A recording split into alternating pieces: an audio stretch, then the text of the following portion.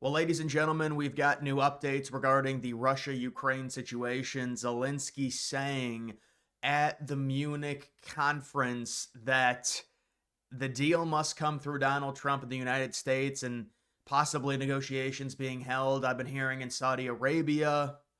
Marco Rubio is going to be there, and we might get at least some movement in terms of peace talks. We know about the Chernobyl incident. Of course, whenever one of these things breaks with, a missile or a drone going in a place it shouldn't go, Russia blames Ukraine, Ukraine blames Russia. But when it comes to this, let's give the full breakdown because some people just don't understand how these things really work. And, there will likely be land that is given up to Russia to facilitate these peace talks. This is just the way it is. If you don't want that to happen, then we will have to escalate the war even further. That's why I don't understand what these liberals talk about. It's just they hate anything that's good for Trump, and ending this war is good for Trump. So they're like, no, why are you allowing Russia to take that land? Well, how do you get that land back? What would you suggest? Do you suggest NATO troops to go and retrieve that land for Ukraine? Do you really think that's a good idea? It's just not. It's more escalation. It's more alienating the East against the West. So let's take a look at this article. And then we also have this: Europe not a part of the Ukraine-Russia peace talks. I think that really speaks to the difference on this conflict, at least when it comes to the viewpoints, Europe versus the United States. I heard something interesting from some anti-Trump people. They were saying, well, why doesn't Europe just freeze the United States out of this situation with, Russia and Ukraine? That's perfectly fine. That's what Trump's original thought was. This is a European conflict. Why are we giving by far the most money for it? Now, obviously, that's because of our GDP and our military budget, but still, it doesn't really make sense. And I think some of these European countries are starting to realize that maybe it would be better for everyone if they built themselves up to be able to defend themselves against Russia rather than relying on the United States. And they act like it's this big diss against Donald Trump. Well, no, that's what Trump wants you to do. So the United States is not,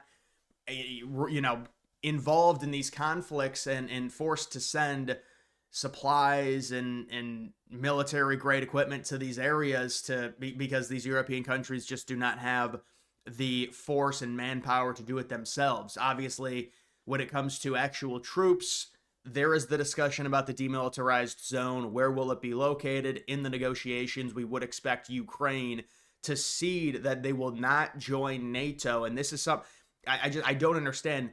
Them joining NATO would be seen as an escalation in and of itself. Russia would see that as an escalation. So I'm not sure why that would be something when you're talking about sharing a land border. NATO's gotten further and further east. Remember, Biden bragged about doing that. He basically bragged about starting this war because of the NATO encroachment. And they say, well, no, that's just a talking point for Russia to invade. Well, yeah, Ukraine was a part of the Soviet Union. This is what happens. People want their land back. It is what it is. I'm not saying it's good, but this is just what it is. And then they have to justify it. So they justify it with the NATO expansion, which honestly is a big thing. And NATO itself is such an old agreement based on where we are right now. It really doesn't make sense for the United States to be in NATO necessarily. Top experts say the United States, based on how powerful our military is better off doing separate agreements with all the major powers of Europe rather than you bring like Finland into the agreement, these smaller countries. You're just inviting a bigger war because with Article 5, it forces the United States to defend the smaller countries, and then it's U.S. troops against Russian troops or U.S. troops against... it's a compound effect. You want to keep the United States out as long as possible. Now, technically, that was the idea with World War II, and they did until what happened with Pearl Harbor. But when it comes to something like this, yeah, Europe is, I'm not even sure what Europe wants. Obviously, Europe wants Russia back to, I don't even think they recognize Crimea as part of Russia. So they want it back to the pre-2014 borders. Remember, Hegseth said it's not going to happen. It's not realistic. It can't be realistic unless there's NATO intervention with NATO troops. There's no way to push Russia back unless there's some type of economic thing to where you can cripple them. You would have to gain so much leverage over Russia that you would say, we're going to do X if you don't do Y. And the Y would be if you don't retreat back to your pre-2014 borders. But there's no way to get that leverage over Russia without escalating the war. At least I think, because you would need troops, you would need a show of massive force that would scare Russia, which that's another cat and mouse game, because if you do that, then you're talking about Russia escalating the war even further, which is the last thing that Trump wants. Russia is gonna want land. Okay, they've given up a lot, they've invested a ton in this war, and there's just no possible way at this point without escalation to force Russia back to the pre-invasion borders. So they'll take those two regions. Ukraine will, maybe it'll be less land than we think, honestly. It just depends what Ukraine decides to give up and also what Russia gives up. But yeah, it's Ukraine is going to probably make a pledge, and this is going to be facilitated by the United States. Not that Ukraine wants to do this, but they do want to end the war. They're going to make a pledge to not join NATO probably for 20 years or something like that. That would be my rough estimation on it. And then how you keep Russia from reinvading Ukraine, that would be a demilitarized zone, which would be set up in between Russia and Ukraine, which is what Trump originally wanted to do when the first potential negotiations package leaked. But this whole idea about like Trump is giving into Russia, I mean, this is just what happens. This is the situation we've been dealt with. There's really nothing that Trump can do outside of more escalation. And the idea that, and they just keep comparing it to Nazi Germany and enabling Hitler to annex different countries. It's just totally different. These are two very small regions in eastern Ukraine. And also, like, the other thing is, it's just a clear misunderstanding of where the war is, where the world is today in terms of war. Back in, if they had nuclear bombs in the 1930s, there would be far more escalation rather than just allowing Hitler to invade certain countries. It's just like Russia potentially invading more countries in Europe. The escalation would be to the point so drastically and so quickly, we would already be at the nuclear bomb stage, or at least high-grade military weapon stage, at a much higher point than Putin being able to take over half of Europe. And they are, I don't believe they can do that with their current military might. A lot of Russia's military power comes from their nuclear arsenal and them threatening that nuclear arsenal. And you can say, well, they're bluffing. And listen, that's something to where you're playing with fire, and you have to rely on your intelligence in terms of how realistic a nuclear strike would be by Putin, depending on how far you push him. So these are all things that have to be taken into account when it comes to it. You've got Donald, here it is, the art of the deal, Zelensky saying that Trump's going to be the facilitator. I really hope that we can count on President Trump and that he will help us. I really count on him because he's the president of the United States. And Trump was not there at that meeting in Germany. Remember, J.D. Vance was there. He was talking about the replacement migration. He told them right to their faces it's terrible. And then Germany was like, we're so offended. But J.D. Vance, he definitely earned a lot of points in terms of Americans' eyes for going there and saying that to them. And it definitely is a different tone when it comes to where we are now with the administration versus the previous administration under Biden when it comes to, imagine Kamala Harris would have been elected and Tim Walz is speaking at that conference. This is why these elections are very important. It's just a totally different tone when it comes to the portrayal of the United States on a national stage with someone like Tim Walz speaking versus J.D. Vance. That's why, I was confident the American people would make the right choice and elect someone that could represent us in a very powerful manner rather than the lunacy and just the ridiculousness and the embarrassment that would be Walz speaking and just getting trounced over, and we just get bullied off the national stage. So when it comes to this, we've also got, this is another thing they're talking about. You can see we're talking about the G7. They kicked Russia out of the G7 because they illegally annexed Crimea. How would you have responded? They took Crimea during Obama. Well, that's true. Yeah, so Trump was talking about the situation back in 2014, and it was under Obama. And then when Trump got in, he is correct, nothing happened in terms of Russia expanding their borders. But then, of course, under Biden, they invade Ukraine in 2022.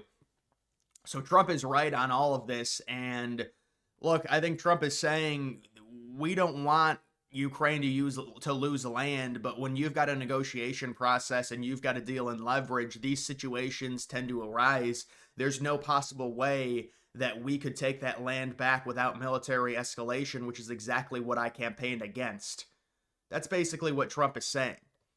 I campaigned, in ending this war. If we want to end this war, this is the way it's going to be done. We're going to set it up to where we're going to put things in place that safeguard the potential of a reinvasion by Russia against the Ukrainians with a demilitarized zone.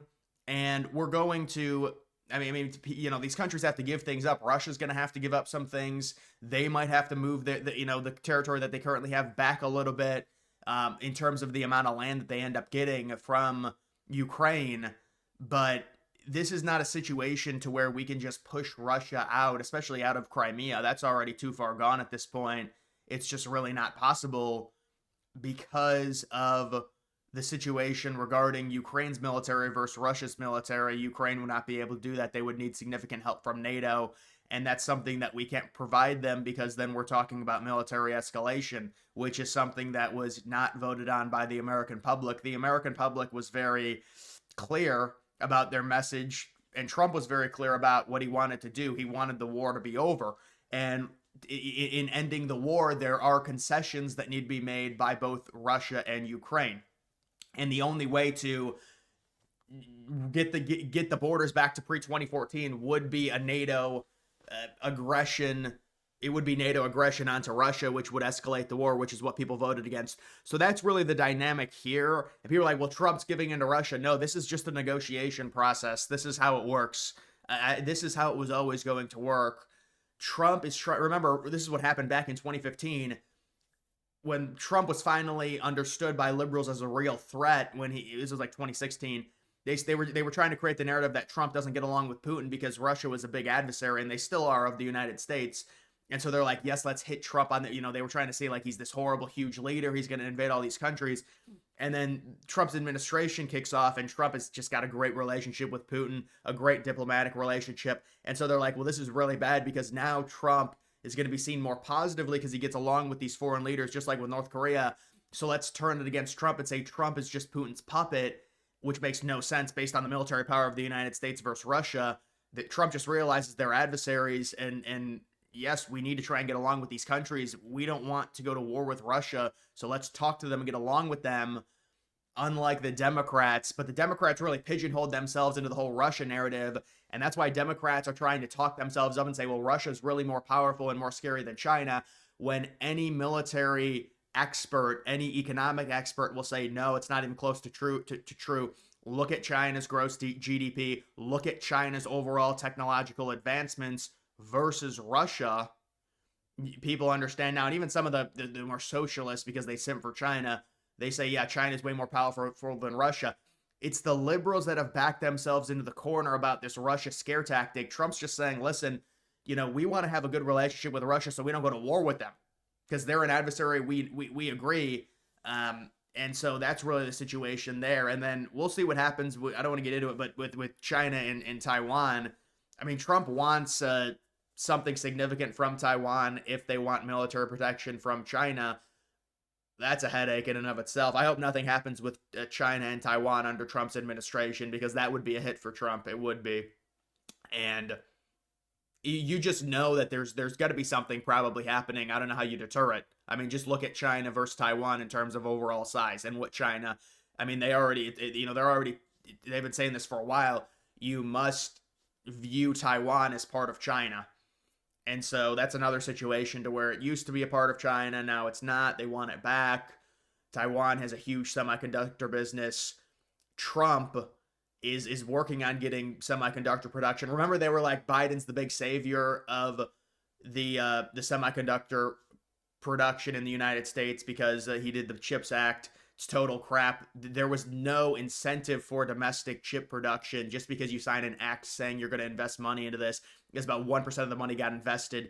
So you understand, the companies know the chips are more cheaply produced in Taiwan or in other countries. Just because you sign an act doesn't mean anything. You actually have to get the production kickstarted, and you have to, by doing that, it's through tariffs. That's why you're like, well, why is Trump tariffing Taiwan? Well, because we want chip production in the United States. Yeah, Biden can pass an act, but go look at what was done after that was passed. It was nothing. It was because there's no reason to invest in chip production in the United States if the chips are easier and cheaper to make in Taiwan. Well, now that's changed with the tariff. You're tariffing these American AI companies, and it's going to cost more money to bring them in from Taiwan. So then that forces domestic production. And so that doesn't really relate to this situation. That's just, it kind of relates with Russia, Taiwan. But getting back to this, yeah, I mean, we're trying to have a cordial relationship with Russia. We're not in bed with Russia. We view them as an adversary. We think that it's very good to end the war. People voted on the war ending. There's going to have to be concessions by both Ukraine and Russia. And we're going to come to an agreement here. And we're going to get this war ended. And there's this just fake stuff. It's like these liberal people are just they have no clue what they're talking about. I really don't understand what they want. So you want Russia to be kicked out of the current area that they have? Well, then why don't you go ahead and escalate the war some more? This is exactly what people voted against. They voted against war escalation. We can't do it. If you can somehow cripple Russia and with through the use of leverage and force them back over their border, then great. But that's extremely unlikely based on the amount of resources Russia has spent to get those areas of land that they currently, I guess, temporarily control through a negotiation process. There would be an annexation we would expect of those areas, and there would also be a negotiation for everyone to recognize Crimea as part of Russia as well, which most people already do, I feel like. But that is a touchy subject. But either way, that's basically all when it comes to this. We'll have to see what happens. That's going to do it for this video. Make sure you follow me on X. Link to that's always in the description.